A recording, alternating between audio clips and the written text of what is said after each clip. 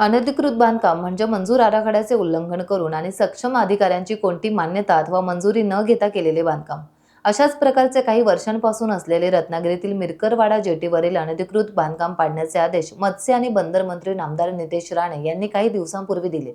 त्यानंतर तेथील मच्छीमारांना अनधिकृत बांधकाम हटवण्याच्या नोटिसा देखील देण्यात आल्या. परंतु नोटीस मिळताच काही सुज्ञ नागरिकांनी आपल्या झोपड्या स्वतःहून काढण्यास सुरुवात केली, तर काहींनी झोपड्या पाडण्यास विरोध केला.